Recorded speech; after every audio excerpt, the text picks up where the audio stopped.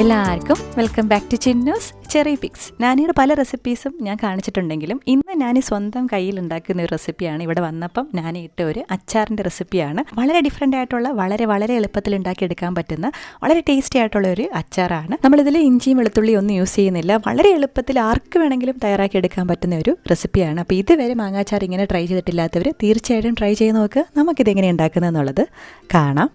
അപ്പോൾ അതിനായിട്ട് ഞാനിവിടെ 2 ചെറിയ മാങ്ങയാണ് എടുത്തിരിക്കുന്നത്. അപ്പോൾ അതിനുള്ള അളവാണ് പറയുന്നത്. അപ്പോൾ 2 ചെറിയ മാങ്ങ ഇതുപോലെ കട്ട് ചെയ്തെടുത്തിട്ടുണ്ട്. 3 പച്ചമുളക് സ്ലിറ്റ് ചെയ്തെടുത്തിട്ടുണ്ട്. കൂടാതെ കുറച്ച് കറിവേപ്പിലയും വേണം. ഇനി നമുക്കിതിലേക്കുള്ള പൊടികളൊക്കെ ആദ്യം തന്നെ ഇതുപോലെ തയ്യാറാക്കി വെക്കാം. അതിനായിട്ട് 7 ടീസ്പൂൺ കശ്മീരി ചില്ലി പൗഡർ എടുത്തിട്ടുണ്ട്. അതായത് 2 ടേബിൾ സ്പൂണിലും കുറച്ച് കൂടുതലായിട്ട്. 1 ടേബിൾ സ്പൂൺ എന്ന് പറയുന്നത് 3 ടീസ്പൂണാണ്.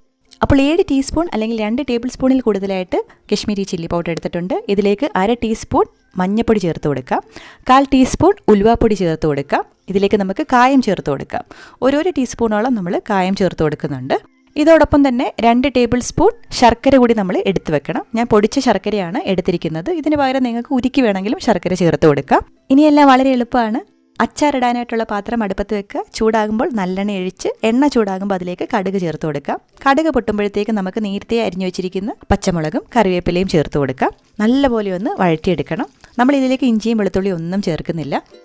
പച്ചമുളകൊക്കെ നല്ലപോലെ വഴണ്ടി കഴിയുമ്പോഴത്തേക്ക് നമുക്കിതിലേക്ക് പൊടികൾ ചേർത്ത് കൊടുക്കണം. തീ ഏറ്റവും കുറച്ച് വെച്ചിട്ട് വേണം നമ്മൾ പൊടികൾ ചേർത്ത് കൊടുക്കാനായിട്ട്. ഇതുപോലെ നേരത്തെ എടുത്ത് വെച്ചിട്ട് തന്നെ ചേർത്ത് കൊടുക്കുക.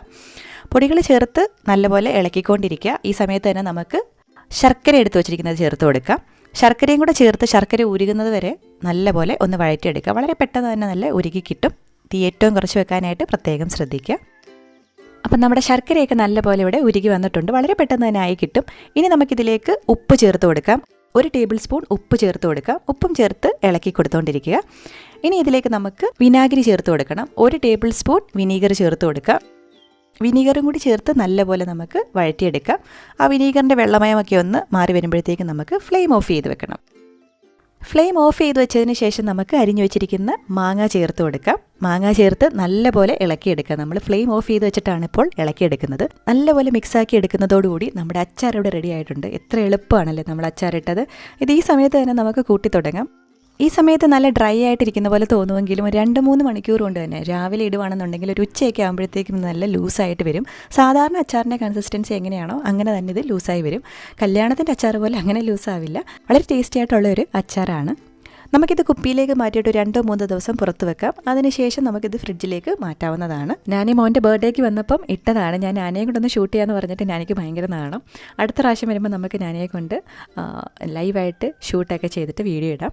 അപ്പോൾ എല്ലാവരും ട്രൈ ചെയ്ത് നോക്കുക. ഉറപ്പായിട്ടും ഇഷ്ടപ്പെടും. ട്രൈ ചെയ്ത് നോക്കിയിട്ട് അഭിപ്രായങ്ങൾ കമൻറ്റ് ചെയ്യാനായിട്ട് മറക്കരുത്. നമ്മുടെ ചാനൽ ആദ്യമായിട്ടാണ് കാണുന്നതെന്നുണ്ടെങ്കിൽ സബ്സ്ക്രൈബ് ചെയ്യാനും മടിക്കരുത്. ആ സൈഡിൽ കാണുന്ന ബെല്ലൈക്കൺ കൂടി ക്ലിക്ക് ചെയ്യണമെന്നുണ്ടെങ്കിൽ പുതിയ വീഡിയോസ് ഇടുമ്പോൾ നോട്ടിഫിക്കേഷൻസ് ആയിട്ട് കിട്ടിക്കോളും.